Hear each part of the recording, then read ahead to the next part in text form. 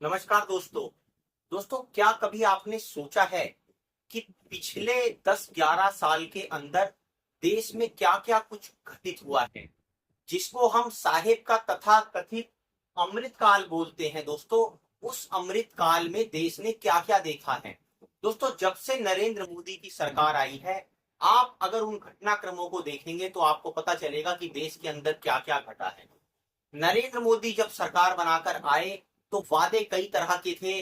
काला धन लाएंगे, अच्छे दिन आएंगे, अकाउंटों में 15-15 लाख रुपए आएंगे, रुपए की गिरती हुई साख को बचाएंगे, पेट्रोल जो है वो 30-35 रुपए में मिलेगा, सिलेंडर जो है वो 250-300 रुपए में मिलेगा। कई तरह के वादे थे।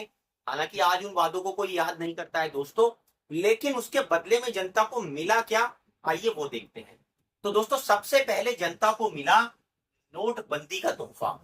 कहा गया काला धन जो है वो वापस आ जाएगा। नोटबंदी की गई, लोग लाइनों में लगे, लोग खुश थे। लोग खुश क्यों थे दोस्तों? अपने लिए दुखी उनको नहीं होना था, वो देखते थे कि पड़ोसी भी लाइन में लगा हुआ है तो पड़ोसी के दुख से सुखी होते थे। इस तरह के हमने कई इंसिडेंट देखे। लोगों को कई तरह की तकलीफें हुई, लेकिन क्योंकि नया अनुभव था, नया उसमें चकल्लस था, तो लोगों ने उसको एंजॉय किया और नोटबंदी हुई। दावे कई तरह के थे, नकली नोट बंद हो जाएंगे, काला धन बंद होगा, आतंकवाद पे लगाम लगेगी। इस तरह के जो वादे थे वो हुए।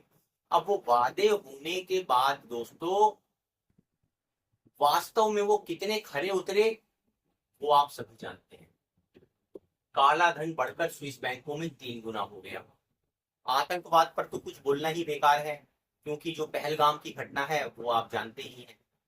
उसके बाद जब ये दोस्तों बोला गया कि जो फेक करेंसी है उस पर लगाम लगेगी, तो फेक करेंसी भी बतेरी आज की डेट में छप चुकी है। सभी जानते हैं किस तरह से उसका एक अलग से मार्केट बन चुका है। उसके बाद दोस्तों, ऐसा बोला जाता है विपक्ष की तरफ से, गब्बर सिंह टैक्स जनता के ऊपर लगाया गया। वैट वगैरह जो है वो पहले इस्तेमाल होते थे, उनकी जगह जीएसटी आया। अब जीएसटी को जो है जब लगाया गया तो उसमें अलग अलग स्लैब बनाए गए, 5%, 12%, 18%, 28%, और आज तक उसकी कलेक्शन बढ़ रही है। और सरकार अपनी पीठ तपाती है कि हमने इतना कलेक्शन जो है वो जुटा लिया, इतना टैक्स जोड़ लिया। जाहिर सी बात है कि जनता से आप जब वसूली करेंगे टैक्स की तो उसको तो देना ही पड़ेगा दोस्तों। उसके बाद जो है पुलवामा की घटना भी हुई। सभी ने देखा कि किस तरह से झड़प हुई, हवाई जहाज गिरा, हमारे पायलट अभिनंदन को जो है पाकिस्तान ने पकड़ा और किस तरह से उनको वापस लाया गया। और उसी आप देखिए कि चुनावी माहौल के अंदर एक बार दोबारा से फिर चुनकर आ गई बीजेपी की सरकार। अब दोस्तों, माहौल क्योंकि पूरा देशभक्ति का बन गया था, चारों तरफ जय जयकार हो रही थी, और उस जय जयकार में मोदी सरकार को एक अवसर मिला, हवा एक तरफ बहने लगी। और आप सभी जानते हैं कि उसके बाद जो है मोदी सरकार अपने बहुमत के साथ दोबारा से बनी। अब सरकार तो बन गई दोस्तों, लेकिन सरकार बनने के थोड़े ही समय बाद जो है, क्योंकि ऊपर वाला भी नाराज था, तो कोरोना आ गया।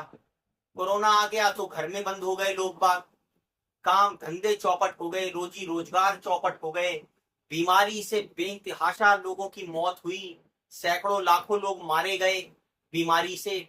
और क्या कुछ नहीं जनता ने झेला दोस्तों। कोरोना की याद जरा याद करके देखिए कि किस तरह से शमशान घाट में लाशों का अंबार लग गया, जलाने के लिए लकड़ियां कम पड़ गई, लेकिन जनता ने झेला क्योंकि अमृत काल था।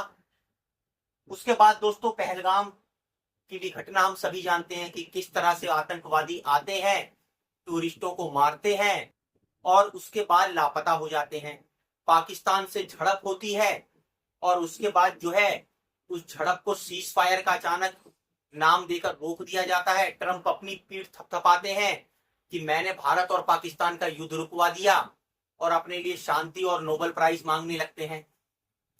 अब यहां पर दोस्तों घटनाक्रम इतना नाटकीय है कि अगर थोड़ा सा भी कोई दिमाग रखने वाला नागरिक है तो वो समझ जाएगा कि क्या हुआ सारा खेल। अगर आप भक्त हैं तो खैर बात अलग है। उसके बाद दोस्तों, दूसरी तरफ दूसरे मोर्चों पर अगर देखें तो एक तरफ तो कर्जदार होता चला गया भारत। भारत के ऊपर कर्जा इतना बढ़ गया कि अभी हाल ही में आंकड़ा आया कि प्रति व्यक्ति जो कर्ज है वो 4,80,000 रुपए हो गया है।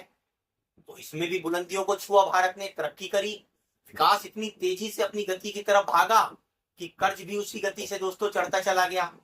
फिर उसके बाद बेरोजगारी की तो आप बात ही मत करिए, क्योंकि यहाँ पे तो पकोड़े तलना, चाय बनाना भी जब रोजगार है, तो ऐसे युग में तो समझ जाइए आप, रोजगारों की कोई कमी ही नहीं है दोस्तों। उसके बाद फिर महंगाई का मुद्दा है।